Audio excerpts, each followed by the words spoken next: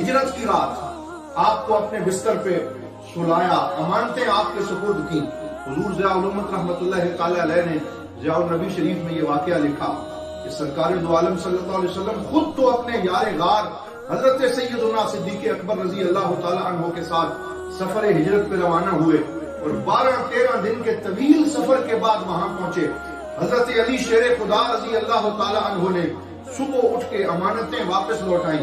ہر بندے کو اس کی وہ امانت جو اس نے سرکار کے پاس رکھی تھی وہ پہنچائی. پھر پیدل نکل کھڑے ہوئے اور آپ نے 12 دن کا وہ سفر جو 600 کلومیٹر کے قریب بنتا ہے اسے پیدل ان سنگلاخ چٹانوں کے اوپر کیا. اور آپ لکھتے ہیں کہ جب سرکار قباء کے مکان پہ جلوہ گر ہوئے اس دن حضرت علی شیر خدا اس حالت میں وہاں پہنچے کہ آپ کے پاؤں میں نوکیلے خار چبھے ہوئے تھے اور پنڈلیاں لہو لہان تھیں اور پاؤں سوج چکے تھے کہ چلنے کی سکت نہیں رکھتے تھے. جب سرکار دو عالم صلی اللہ علیہ وسلم کو پتا چلا آپ استقبال کے لیے خود باہر تشریف لائے اور آپ کو کندھا دے کے خود اٹھایا